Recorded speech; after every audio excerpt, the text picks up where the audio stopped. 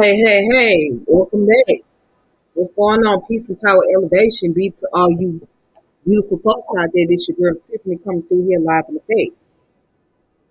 And I haven't done these type of videos in a while, okay?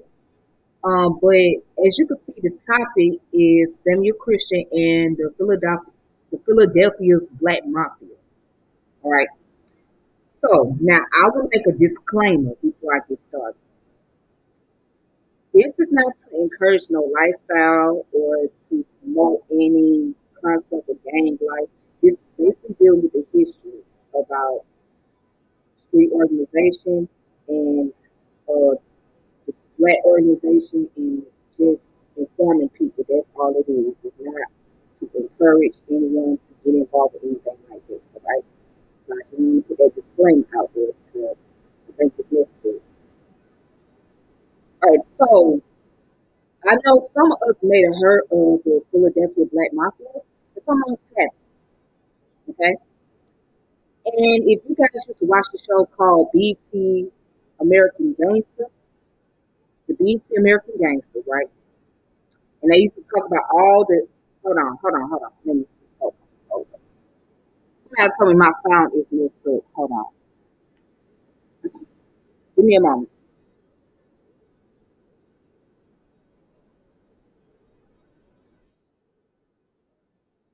Okay, I hope my sound's a little bit better.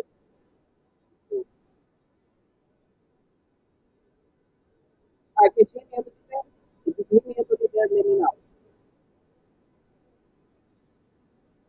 Let me know if my sound's a little bit better.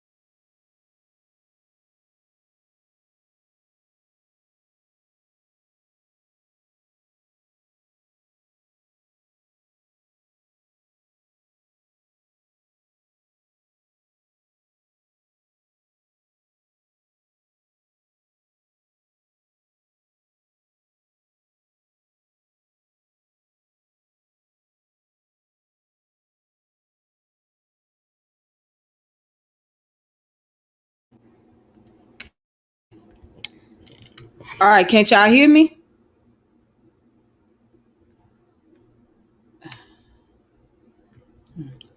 Can't you hear me now? Can't you hear me now? Let me know if you can hear me now. Is it okay? All right, I'm glad that my sound's a little bit better. Apologize about the technical difficulty. Okay, so getting back to what I was saying. So yeah, I was saying that to make a disclaimer, this subject is not to promote gang life or encourage people to get involved in anything like that. It's just basically deal with the history and origins behind gang organizations, etc. All right. So that's what it's all about. So I'm gonna go ahead and talk about Samuel Christian and the Philadelphia's Black Mafia. Now I don't know if you guys grew up watching the show called BT American Gangsters. It was a very popular show on BT. Very great show, by the way. And they was on there, and there was some more people that was on there as well. But yeah, this organization happened to be on there. You know what I'm saying? So they cover a very variety of topics. So if y'all get a chance to, if y'all never heard of the show called American Gangster on BET, Please look into that. That's a very educational show. Yeah. All right, Centavo. Centavo said they showcase different folks on there. I've seen it before. Yeah, it was different people on there. And the Philadelphia Black Mafia happened to be on there as well. Okay. So what I'm gonna do is I'm gonna go ahead and get started. But before I get started, I want to tell you guys thank you for tuning in. Thank y'all for the support or whatnot. So I'm gonna try not to make this video pretty long, okay? I'm gonna try to keep it as short as possible. All right. All right, so let's go ahead and let's get started.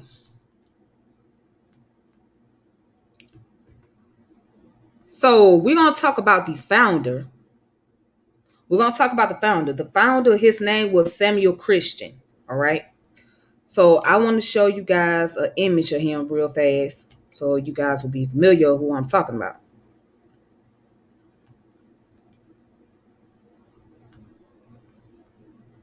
If y'all can see that picture, hold on, let me. Okay, that's a picture of Samuel Christian. All right, that's him back in his younger days. All right, and then I'm gonna go ahead and get into his bio. Now, there was a book that was written about him by a guy named Sean Patrick Griffin. He written many books. One of the books he written was the gaming. Hold on, because I'm on the website right now.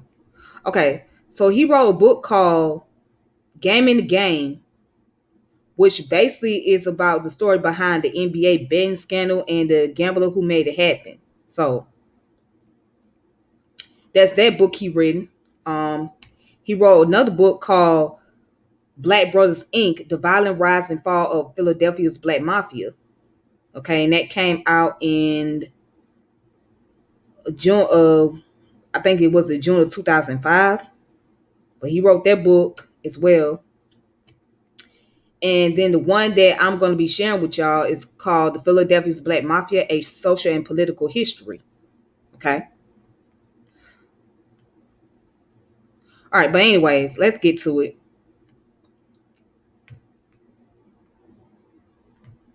So who was Samuel Christian first and foremost? And how did he become the leader of the Black Mafia? All right. So as you can see, this is Samuel Christian again. This is his mug shot from 1968. That's him.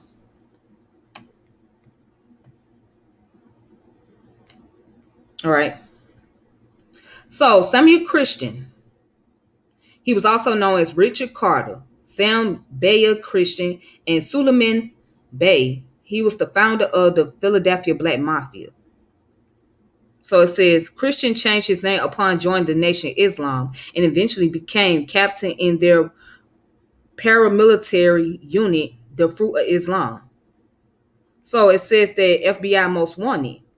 Christian was the 321st person to be added to the FBI's 10 most wanted list as a suspect in the 1972 murder of Tyrone Fat Ty Palmer, who was shot in the face at Club Harlem, and as a suspect in 1973 murder of Major Colson and shooting of several others Colson's residents. Because there were no witnesses willing to testify against him, he was not convicted of either murder. All right, so he had passed away on March the 6th of 2016 at the age of 76 years old. Okay, so now let me show you guys the website.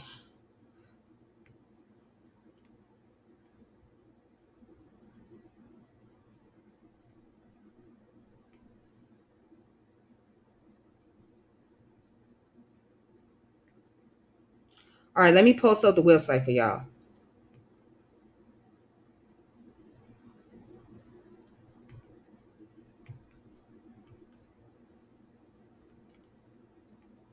All right, so this is the author's website from, this is SeanPatrickGriffin.net. This is the website. And Sean Patrick Griffin is a professor of criminal justice at the Citadel, Charleston, South Carolina. Received his PhD in administration of justice from the Pennsylvania State University.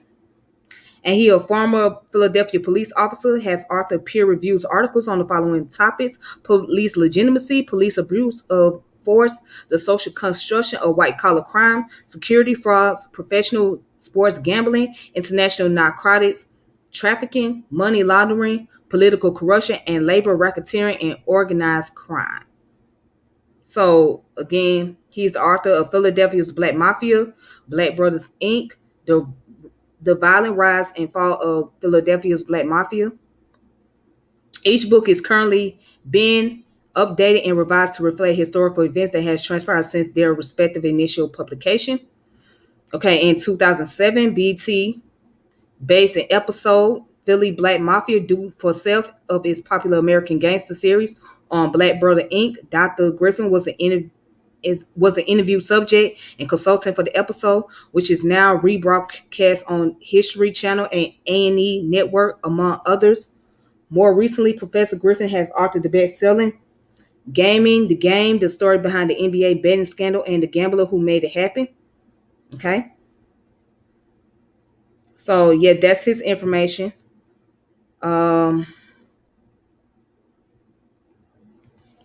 Let's look up Samuel.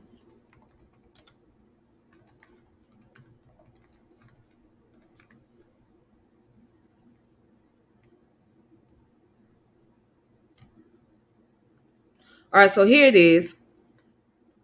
It says, anyone familiar with the story of Philadelphia Mafia? Black Mafia knows the name Sam Christian. Christian died this week with the always invaluable assistant of retired intrepid reporters Kitty Caparella and John Nicholson. I penned something about his life and legacy for Philadelphia Magazine. So this is when he was wanted by the FBI. And this is his obituary right here. Okay. So as you can see, they had his janaza because he was a Muslim. You know, and what's so interesting about Philadelphia, let me see some.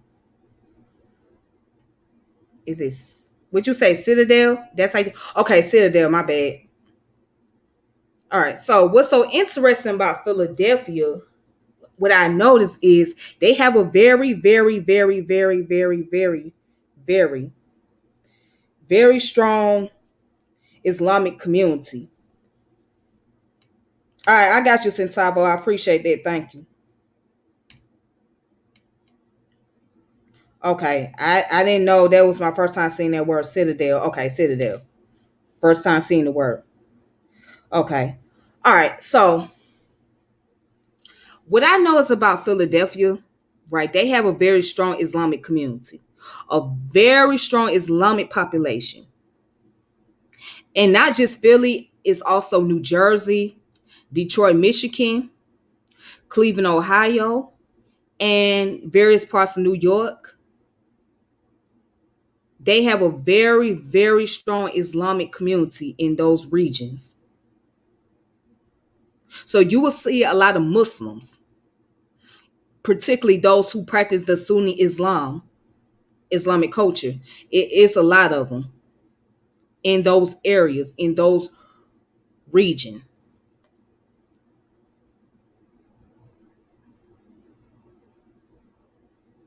Understand what I'm saying? So Islam is very popular in Philadelphia.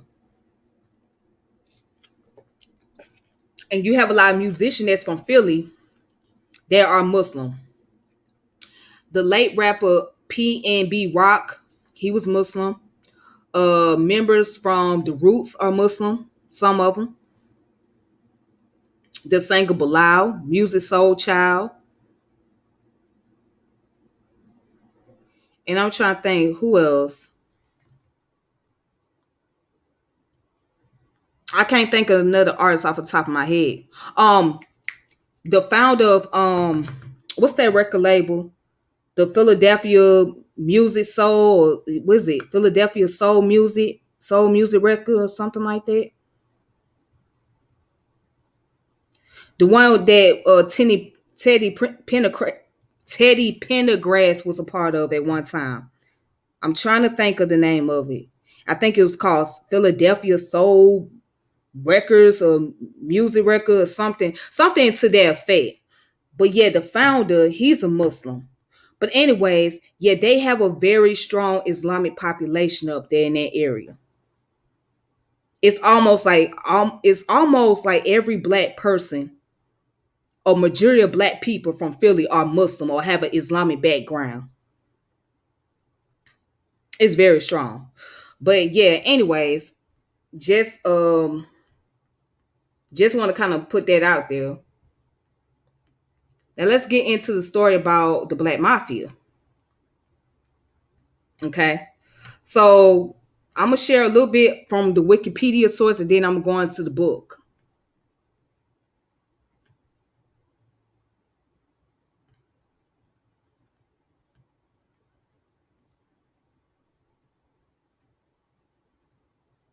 All right, so right here it says Black Mafia, also known as the Philadelphia Black Mafia, Black Muslim Mafia. Muslim Mob was a Philadelphia-based African American organized crime syndicate. The organization began as a small criminal collective known for holding up neighborhood crap gangs and dealing with the illegal drug business, but at its height of operation in the early 70s until the early 1980s, it managed to consolidate power and control a large portion of criminal activity in various African American neighborhoods throughout Philadelphia, the Delaware Valley, and South Jersey, including Atlantic City and Camden. In addition to drug trafficking, burglary, and armed robbery, the Black Mafia was also engaged in traditional organized crime activities such as extortion, racketeering, prostitution, loan sharking, number running, and other illegal gambling rackets. Okay, now what is loan sharking? Let's look up that. So a loan shark is a person who offers loans at an extremely high interest rate, has strict terms of collection upon failure, and generally operates outside the law. So now let's look at the description behind loan shark. Because loan sharks operate mostly illegally, they cannot reasonably expect to be able to use the legal system to collect such debts. They often resort to enforcing repayment by the terms of blackmail and threats of violence.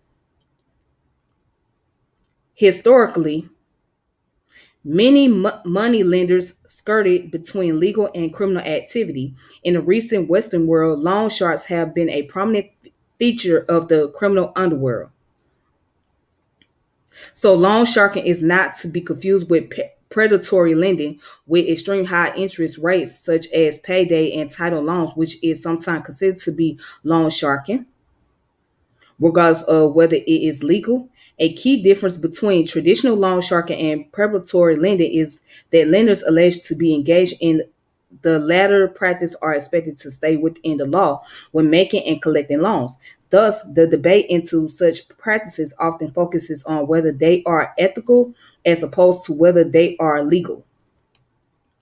However, laws regulating lending practices vary so widely between jurisdictions, even in the same country, particularly between states in the United States, that particularly practices that might be technically legal, if arguably unethical.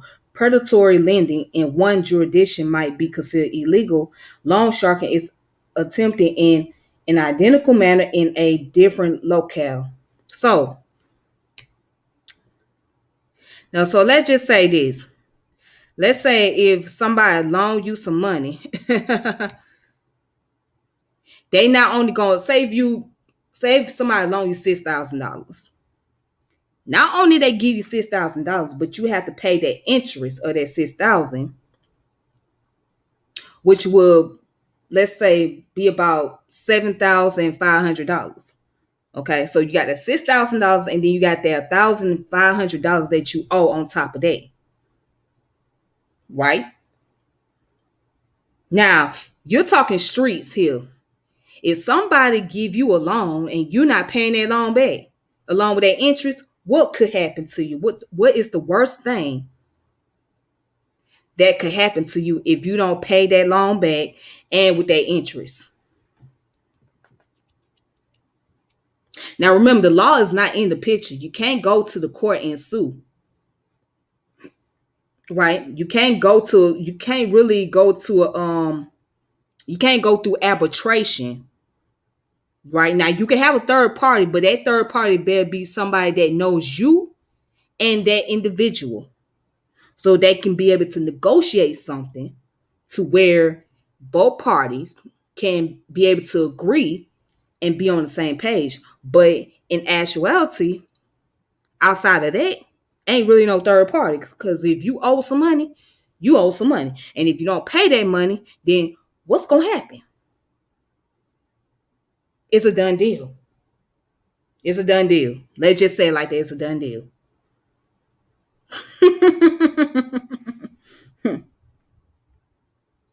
You right. You out of here. You bye bye. Bye bye. Bye bye. Adios. Adios. You might as well go ahead and make sure you got a life insurance policy. You better make sure you have that life insurance policy, or otherwise, how your family gonna bury you? See, it's dangerous. See, people, this is what I want to say. People have to realize when you're into this particular lifestyle, right? You have to know what you're getting yourself into. You have to know what you're dealing with. You can't get into the lifestyle of living a street life and think that everything is going to be gravy and sweet, and that you can pretty much bargain your way out of a situation and not have to worry about those individuals coming after you. No, you can't do that. Because once you make that oath and once you make that commitment, this is what you encounter. This is what you have to deal with. It's kind of hard to just, it's hard. It's hard to tap out without paying your debt.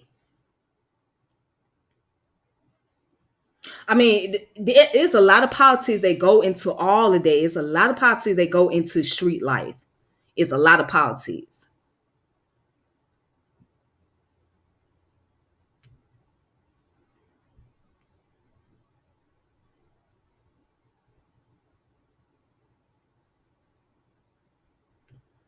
Yeah, your mama better had paid. Yeah, your mama better had paid, honey. She ain't had no choice. She ain't had no choice but to pay it back. She couldn't pay it when she want to. She ain't had no choice. Since Tavo, that's the thing. She had no choice. She had no choice. Your mama had no choice.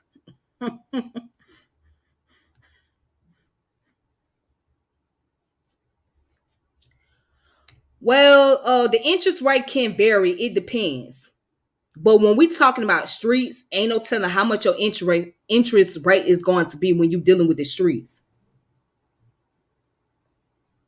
Ain't no telling how much your interest rate going to be when you dealing with the streets. It depends on the individual that you're doing business with.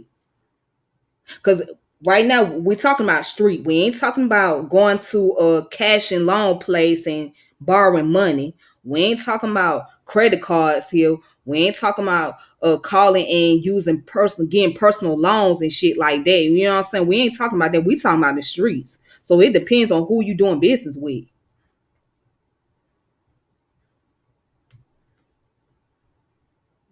All right. But yeah, let's go back. Let me go ahead and continue. Cause I'll spend all day talking about this.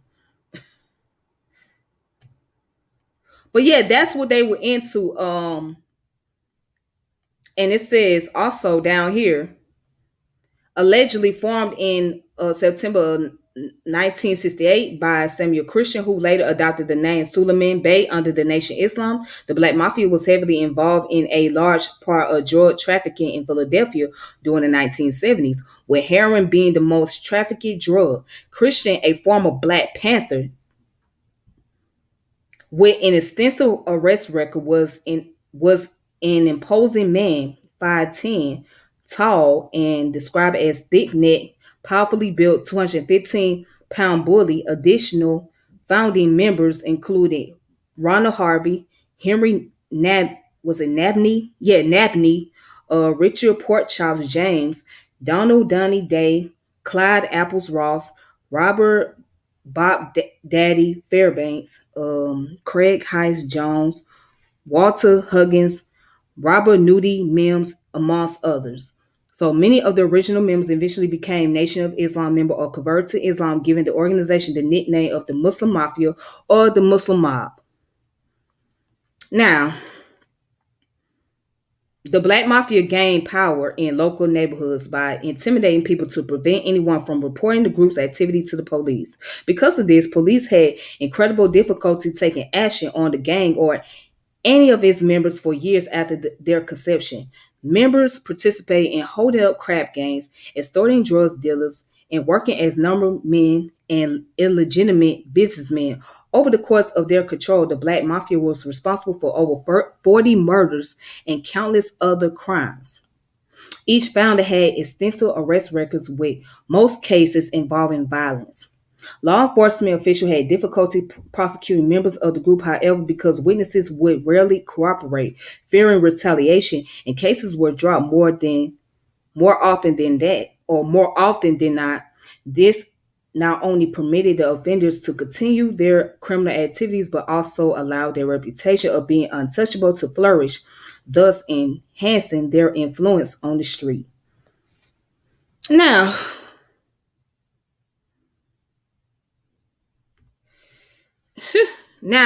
this is very interesting. So Samuel Christian was at one point in time was a Black Panther. He was a Black Panther before he even started the Philly Mafia.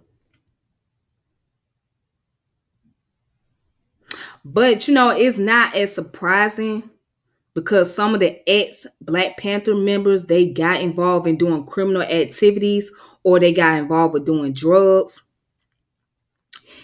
And then there were those of them that just converted on to become Republicans and all of that. But yeah, I mean, it's very intriguing to find out that in the beginning he was a former Black Panther before he even started this organization. But a lot of those gangs, right, during that time, they were influenced by the Black Panther Party. And they wanted to reach out and help the Black Panther members. And then you had those who did organize by raising money up and they raising money up and donate to various political organization. You even had gangsters that supported people like Marcus Garvey, for example. So a lot of these organizations were pretty much influenced by what these political movements were doing. And in one of my previous videos, I mentioned how mafia and gangs become influenced by government. That's what we have to look at because the government brings about these particular influence on people. And if you ever read the book by Niccolo Machiavelli, which is called The Prince, he pretty much describes how the government system operate. It sounds like games. It sounds like some mafia type of shit when you read it. But believe it or not, it's not really dealing with a mafia. It's dealing with how civilization are formed. When you read The Art of War, right? The Art of War is basically dealing with how military soldiers in the ancient time period went about dealing with their opponents, okay, and how they was going about protecting their civilization. All right. And then the 48 Laws of Power is pretty much a combination both of The Art of War and The Prince. Okay, it's a modernized version, but when you read the 48 Laws of Power, it basically deals with how political power come into existence, how people obtain power in a higher position, how people obtain status. And that's what influenced a lot of these gangs and mafia organization is the structure, is the foundation, is how they go about presenting power. So, it's mighty strange that people can place the blame on gangs as if gangs just pop out of nowhere and just start doing what they want to do without actually looking at the root cause of the problem, without actually looking at, well, where did the influence come from? So when you start looking at the influence, then you start to see where the correlation comes into that. Because what I'm saying is we have to look at the culture that we in. We have to look at the society. We have to look at our government and how the government plays an influence on these various organizations, whether they be drug cartel, whether they be street organization, whether they be gangs or whatever. We have to look at how the government plays their influence. And I also mentioned in my previous video about General Patton. A lot of people was influenced by General Patton. As a matter of fact, I will pull him up in a few moments. But let me go ahead and continue. I ain't got no 350 for you. And I'm quite sure you ain't gonna pay me back. I ain't got no 350 from you. All right, so let's go ahead, right?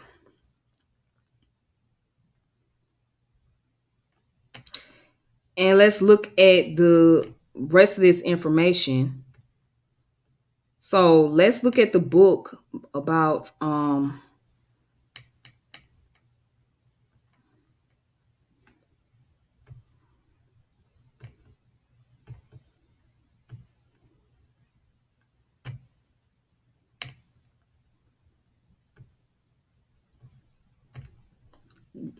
Philadelphia's Black Mafia and a Social and Political History, Sean Patrick Griffin. Okay, that's his book.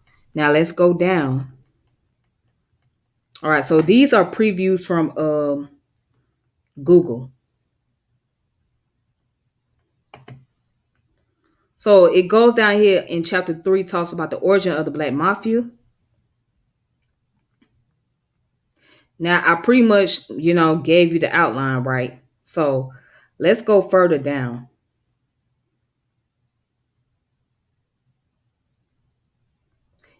Where it says it is possible the group had other members and also assuredly had associates beyond those listed. However, because of the lack of intelligence on the beginning of the group, these individuals had never been identified according to numerous sources used in this study.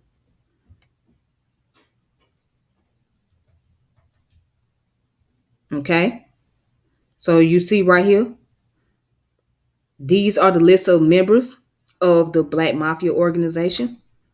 Okay, some of them was in their late 20s, and the oldest in this organization was 39 years old, and that was Roosevelt Spook Fitzgerald. Okay, everybody else was in their late 20s, early 20s, and their early 30s. All right. So, anyways, it says the command structure in 1968 consists of 14 individuals with a mean age of 29. Each of the founders had extensive arrest records, with most involving violence. Law enforcement officials had difficulty prosecuting members of the group. All right. So it goes on to talk about witness would barely cooperate, fearing retaliation, and cases were dropped more than not. This is not only permit the offenders to continue their criminal activities, but also allow their reputation of being untouchable to flourish, thus enhancing their influence on the street. The earliest document act committed by the Black Mafia was the April 19th of 1969 murder of one of the group's founder, Nathaniel Rock and Roll Williams. Williams arranged a crap game above a barbershop at 14th Street, 14th and South, South Street. As usual, several Black Mafia leaders participated in the game. Curiously, Williams was absent from his own crab game. Thus, when two gunmen burst into the room and robbed the pot and the players, suspicion were aroused. The Black Mafia leadership almost immediately heard on the street what they were already suspecting, that Williams had engineered a stick-up using neighborhood gang members, and that Williams had driven the getaway car himself. An hour and a half later, or an hour and a half after the robbery, witnesses saw two men marching Williams out of a bar at 15th and South Street. At gunpoint, Williams' corpse was found in an isolated area near the naval base in South Philadelphia. 4 bullets had been pumped into his chest. or excuse me, into his back. Police would later characterize the homicide as a black mafia execution. Jerome Barnes was arrested for a William murder on August 12th of 1969, in a trend that would be repeated numerous times throughout the Black Mafia's tenure. Charges against Barnes were dropped when police were unable to line up witnesses who could identify him. So one of the first incident attributed explicitly to the Black Mafia by a law enforcement official was the beating of Philadelphia Deputy Insurance Commissioner David Truly in May of 1969. Truly then investigated an insurance fraud case was beat with a lead pipe by Richard Porkchops James, apparently at the request of a third party. Truly lost 3 teeth and required 26 stitches to close his wounds. Before James could be brought back from jail in New York City, where he had been arrested on murder on November 23rd, 1969, he died of a drug overdose. At the time of his death, James had a history of 32 arrests. Camden Police Department intelligence filed to state that James was sent to New York on the orders of Bo Baines to fulfill a contract of murder. He killed a woman and a child and wounded the man he was to murder. The files further state that James' subsequent overdose in jail was in fact a hot shot given to him by members of the Black Mafia. The strike force concluded the overdose was arranged to ensure his silence in a Black Mafia related assault case. Now, now that's deep right there. So basically, it sounds like to me to keep him from confessing and telling who was giving him the order to go and commit criminal activity, someone allegedly gave him some type of poisoning to make sure that he wouldn't say anything, that he was done. Now, although I'm not a big fan of the NOI, the Nation of Islam, I will say this: the Nation of Islam is catching a lot of flack. The Nation of Islam has caught a lot of flack. I will say that. Again, I'm not a fan of the Nation of Islam. Okay, I have my disagreements, and I won't even go there as far as what I disagree on, etc. But there's been a lot of flack about the nation. I mean, just as far as the membership is concerned and the people of the organization, what they going about doing as far as criminal activity goes. So it makes people question and wonder, well, what is the true intention of the Nation of Islam? Are they really about protecting their community, putting black first, or is it other things that comes along with that? Or do they operate as a gang versus as a organization, a black organization that's looking to support their own community? And I think that there are those who really have good intention in the nation. There are those who really do. But then there are those who was using the nation as a way to promote their devious ways, their criminal ways. So the nation was like a front for criminal behaviors. Okay, so again, you'll be hearing a lot more stuff about the Nation of Islam or those who were involved with the Nation of Islam doing criminal activities. I mean, it's so many stories out there. It makes you just it makes you just wonder, and it has the hair on the back of your neck sticking up. Like, well, damn, what's really going on here? Is it safe to become a member of the NOI? Like reading up on its history or what? I mean, it's a lot of scary things that you will find. You like, dang, even its early beginnings when they first came into development, you'll find a lot of horrific things that was going on in the nation, and you're just gonna wonder. Well, it sounds very cultish. It sounds very cultish in a way. It's very cultish, in the very beginnings when it first came about, because the nation originally started in Detroit, Michigan, okay, under Fard Muhammad. And if you look at its early beginnings, you'll be like, oh my God, these people was on some type of cult shit. Like, I'm just gonna be real about it. They was on some type of cult shit. Like, you'll be like, damn, what the fuck was they doing? What was going through their heads? I mean, but I'm just gonna be honest, they've been catching a lot of flack. A lot of flack. So it's like there's been side eye on the nation. Like, what is y'all real intention here? What was y'all real goal? All right, so let me read the comment.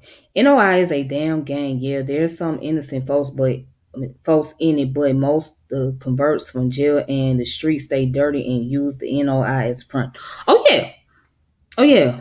There are those that do. Yeah, you best believe that. Farrakhan has said he has some people that will do something for him if he wants, and I'm sure Elisha felt the same way. Of course, of course. I mean, when you got that power structure, right, and he's very well respected and very and reverent amongst the people, then he can make anything happen. If anybody willing to give their life up and sacrifice for that individual, they'll make anything happen. Yes, it is a power structure. Absolutely. I agree. It is. But now let's go ahead and let's look at some more information here. All right. So now it says, just as the Black Mafia hierarchy was taking shape and its membership was increasing in the 1970, they began their first community group of three, the Council for Youth and Urban Development, on March the 30th, 1970. The CYUD was supposedly created to serve as a charitable, scientific, and educational group to assist youth in African American communities. But as described in Chapter 6, this was not the true reason for the group's existing. It is clear, both from intelligence reports and from arrest records, the original Black Mafia was engaged almost exclusively in robbery and extortion, with minimal activity in the contract or assault murder for hire business, at least until the summer of 1970. When they first began trafficking narcotics themselves, the group's activity were confined to the city's predominantly African American neighborhoods in Northwest, South, and Southwest Philadelphia, and their extortion and robbery target were predominantly illicit businessmen. On several occasions throughout the 1969-1970, Ronald Harvey, with the assistance of cohorts like Sam Christian, Richard James, and Donnie Day, shot up establishment and their occupants. For example, on September 21st of 1970, Harvey Day and Grady Dickles enters the Lambert Bar at 2012 W Susquehanna or Susquehanna, is that how you say it? Susquehanna Avenue, shot the bartender and robbed him of $250. Predictably, the charges were nolle prosit when witnesses would not cooperate. The group's violence reputation, a prerequisite for serious extortion outfit, was built. All right. So again, this is just a preview right here. Yeah, but see, if you got that type of reputation to bring some form of intimidation on people,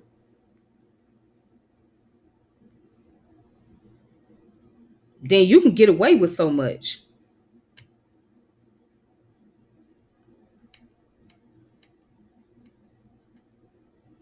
Okay, so all right, so there's not any more that I can look into on here because this is a preview. So, but if you want to get the actual physical copy, you can get it on Amazon. Okay, just look up Philadelphia's Black Mafia, a social and political history. All right.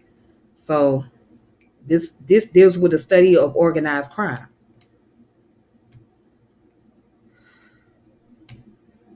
But yeah, these people had so much influence. Folks too scared. Back then people were scared to come out and pretty much tell on them. Now, if you guys excuse me, let me go get that 48 Laws of Power book.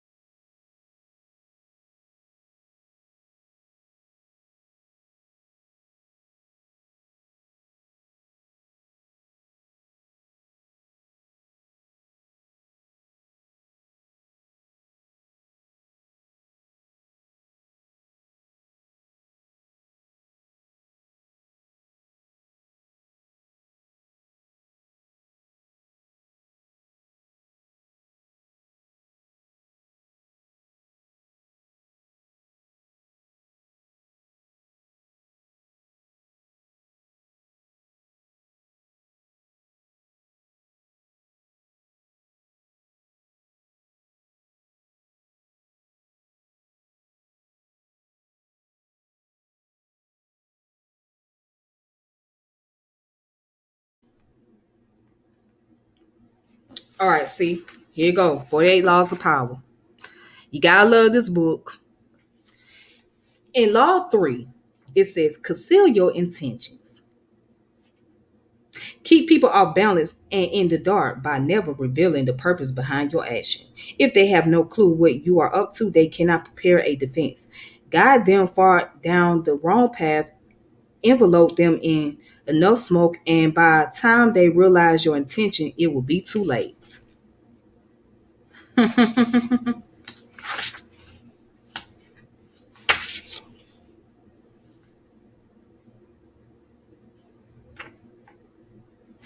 All right, so in this book, Robert Greene, he talks about using smoke screen to disguise your action, right? So right here, he said key to power. He said most people are open books. They say what they feel, blurt out their opinions at every opportunity, and constantly reveal their plans and intention. They do this for several reasons. First, it is easy and natural to always want to talk about one's feelings and plans for the future. It takes effort to control your tongue and monitor what you reveal. Second, many believe that by being honest and open, they are winning people's heart and showing their good nature. They are greatly deluded. Hon- Honesty is actually a blunt instrument which bloodies more than it cuts. Your honesty is like to offend people. It is much more prudent to tailor your words, telling people what they want to hear, rather the rather than the coarse and ugly truth of what you feel or think. Most important, by being unabashedly open, you make yourself so predictable and familiar that it's almost impossible to respect or fear you, and power will not accrue to a person who cannot inspire such emotions. So if you yearn for power, quickly lay honestly aside and train yourself in the art of concealing your intentions. Master the art and you will always have the upper hand. Basic to an ability to conceal one's intention is a simple truth about human nature. Our first instinct is to always trust appearances. We cannot go around doubting the reality of what we see and hearing, constantly imagining that appearances conceal something else would exalt and terrify us. This fact makes it relatively easy to conceal one's intention. Simply dangle an object you seem to desire, a goal you seem to aim for, in front of people's eyes, and they will take the appearance for reality. Once their eyes focus on the decoy, they will fail to notice what you are really up to. In seduction, set up conflicting signals such as desire and indifferences, and you not only throw them off the scent, you inflame their desire to possess you. And that's exactly what the Black Mafia did. They concealed their true intentions. And only the people that knew was the people around them. Everybody else was totally oblivious to what was going on until it was too late. And that's why when people started seeing what they were really doing, they were too scared to come forward because they realized that it was going to cost them their lives.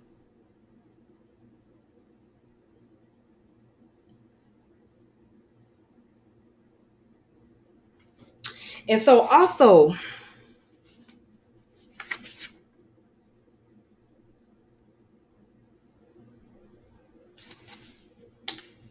Mr. Green said use smoke screens to disguise your action. He said deception is always the best strategy, but the best deception requires a screen of smoke to distract people's attention from your real purpose. The bland exterior, like the unreadable poker face, is often the perfect smokescreen, hiding your intentions behind the comfortable and familiar. If you lead the sucker down a familiar path, he won't catch on when you lead him into a trap. Now, going back to that book, right, about how the Black Mafia started their organization to appear to the young people, it looks like they were really doing a lot for the Black community, right? It looked like they was doing something for the youth, but were they really doing anything for the youth, or were they was trying to recruit them into their organization? Just trying to train them to get them involved in their criminal activity. What was they really doing? What was the whole initial purpose? Because one way it looked like they were doing community work, but behind the scene, it was something totally different.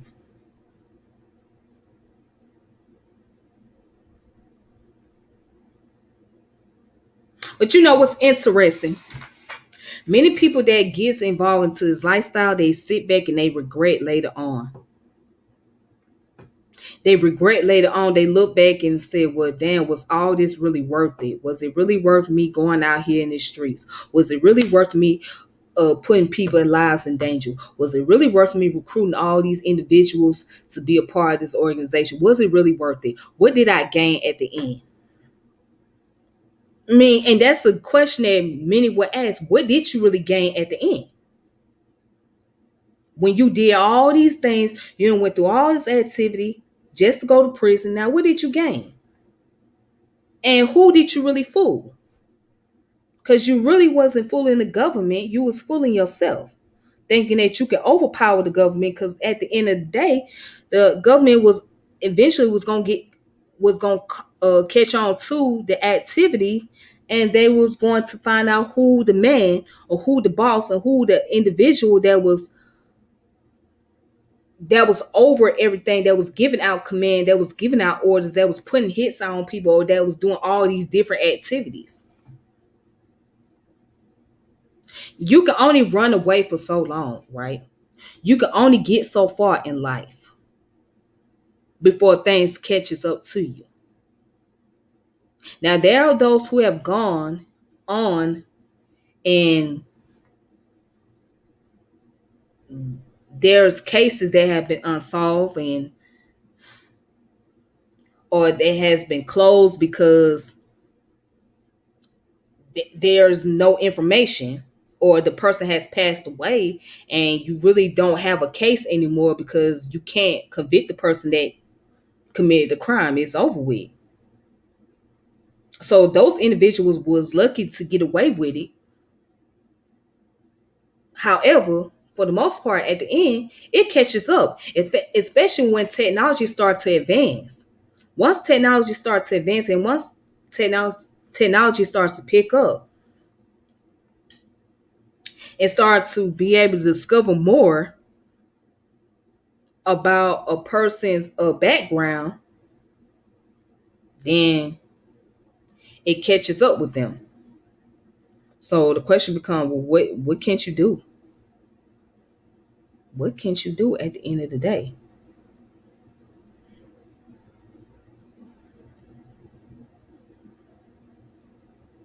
And what you going to do? And how you going to really outsmart the very same system that oppresses you? How you going to outsmart them? I mean, you can only get away with it for so long.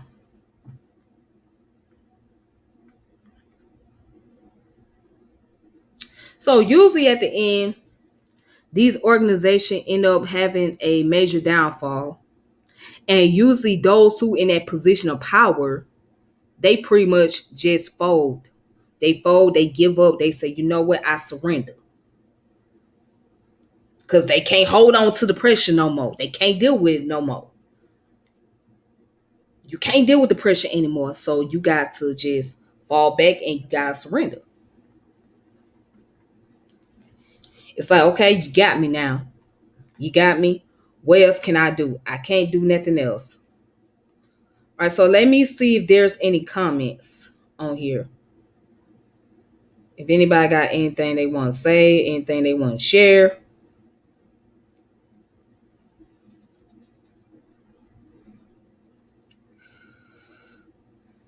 Okay, let me see.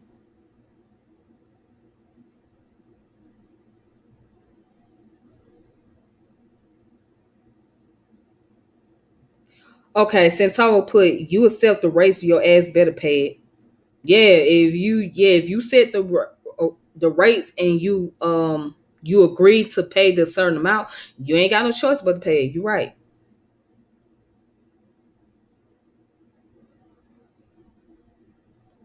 And he also put, yeah, Philly has a lot of Muslims. Absolutely, they do. They have a very strong Islamic background.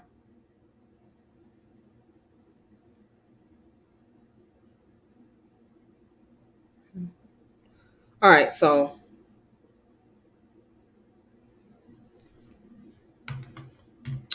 yeah, that's pretty much the information that I have. I can show you guys the books that y'all want to look into if y'all want to read up more. So let me just pull up Amazon real quick.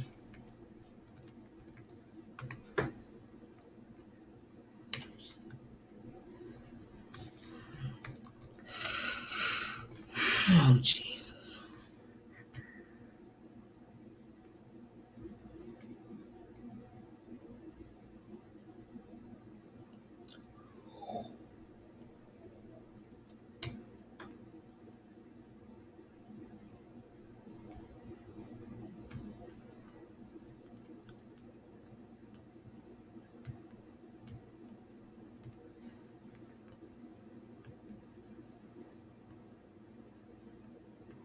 All right, so here it is. So here's Amazon.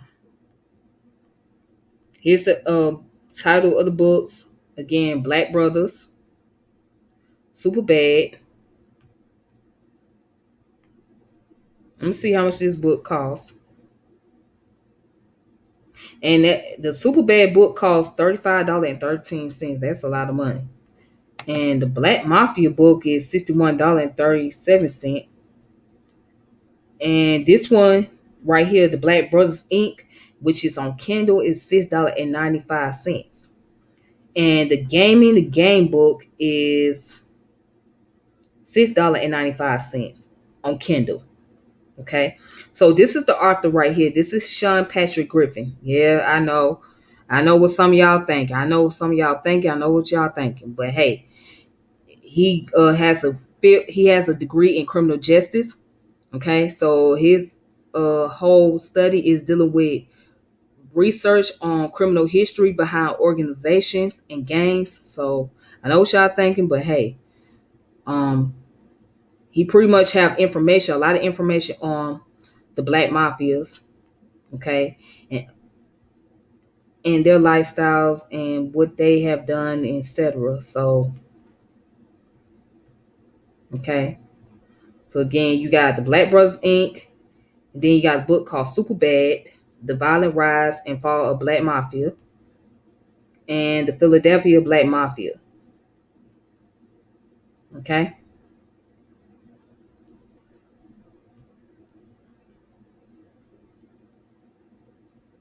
So you can find it right here on Amazon. Okay.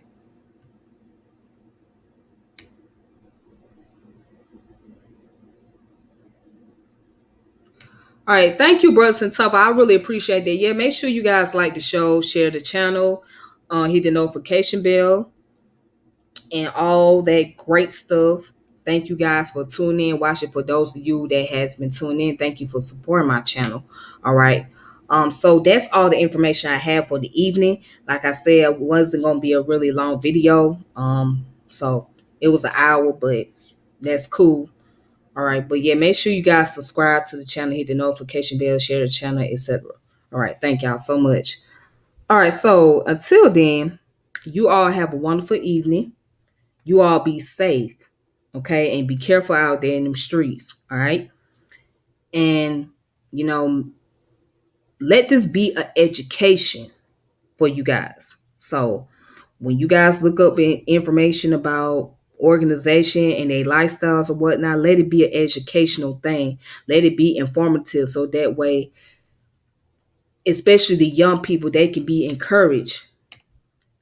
And I mean, these young people can know and be aware and be able to know the difference between being about that life and not being about that life, because we have people in the industry that can put on a good front like they really about that lifestyle, but they ain't got no type of reputation built for themselves. They really don't. And for those who do have that type of reputation, look at where they're at. They either are dealing with trials right now, or they are dead, or they are away from the industry.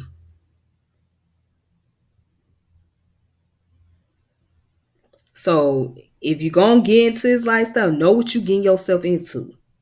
Know what you doing. Know what type of people that you involved with.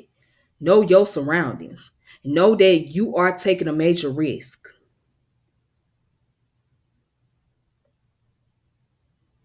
So I hope this be the lesson, especially to the young people out there.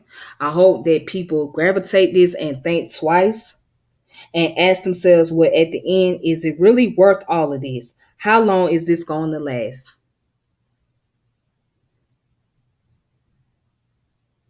Is it really worth it? Is it really worth the trouble to just spend the rest of your life in prison? Or get out on parole and you have to do 25 years on parole and you can't really go anywhere, or have to look over your shoulder and you got PTSD because you worry about that person that you knocked up last week, right? Somebody in their family or somebody in their organization is going to come from your ass and get ready to knock you out and knock your family up out of here because of your choice. See, remember, your choice can not only affect you, but it can also affect your loved ones. So if you make an irrational decision, imagine you may not get caught right then and there, but your loved ones got to pay the price for the choices that you made. Your loved ones got to pay that price, that ultimate price, which they had nothing to do with it, or whether they was involved in it or not. They have to pay the ultimate price for your choice.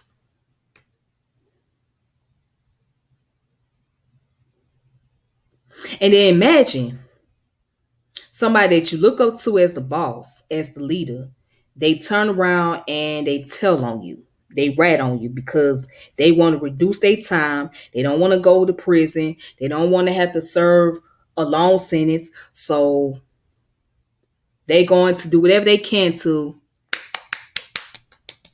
tap out. So one of the ways to tap out is what? Tell on the next man. Tell on the hit man. Tell on the H boom goon. Tell on somebody that is the next person in line, or the following members, just so they can tap out. I mean, just imagine that. That's an ultimate traitor right there. That's an ultimate traitor. But these are the same people that tell you about being honorable, about loyalty, about love. But when it comes down to this particular situation where their life is being put on the line, where is the loyalty and love at? When they got to stand before their judge, when they got to get on their pulpit, or not pulpit, but the podium, and testify, Where's the love and loyalty gonna be? Where's that love and loyalty at?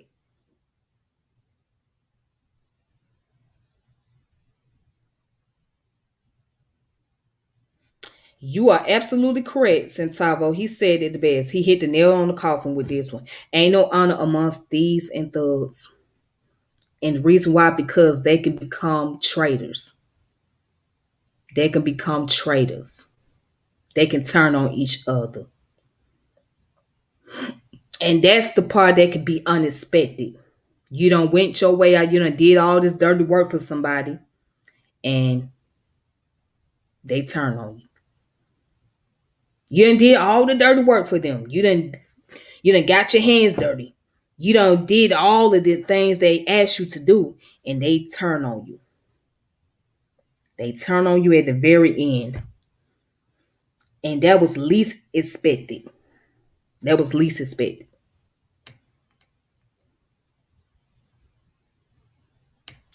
So it's survival of the fittest, and filthiest ain't no love or loyalty in that. Nope. You right. Ain't no love in that. That's a great point, since your choices and consequences ain't never yours alone. Mm-mm.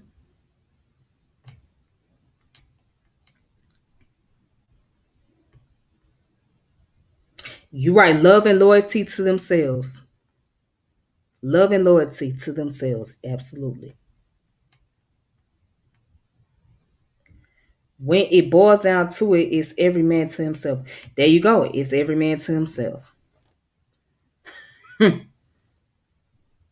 So y'all gotta understand, life is a game of chess, but y'all ain't ready for that conversation. That's gonna be a whole deep conversation right there. How is that life is a game of chess? That's something that I would have to do a whole topic on. But life itself is a game of chess.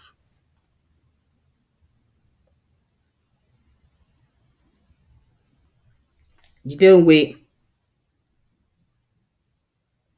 That's what you're dealing with. And I'm just gonna leave it at that. You're dealing with this.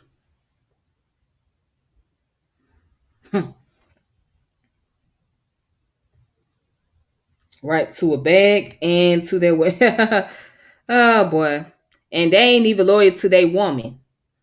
And that's not even always the case. Let's be real about that too. But that's a whole nother topic as well.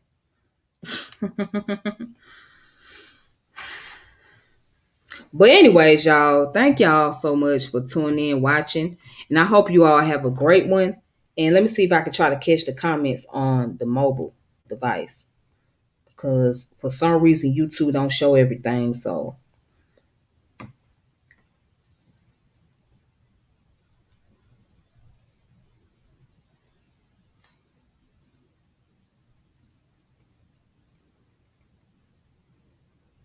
all right. All right, so no more comments. All right, then. Well, you guys have a good evening once again. And make sure you like the channel, share the channel, subscribe to the channel, hit the notification bell. And if you guys have any other information that you want to share pertaining to the subject, you can put it into the comment section and I'll make sure I look into that and try to respond as much as possible. All right. But other than you guys take it easy on yourself, please be safe. Once again, I appreciate you all in the comments. Shout out to the chat. Shout out to Centavo. Shout out to Lion Times Baby. Let me see. Shout out to Big Creek Money. Shout out to you, bro. All right. And I hope y'all have a wonderful evening and peace. All right. I'll keep you guys posted. All right. You enjoy the rest of your night too, Centavo. All right. Peace to you.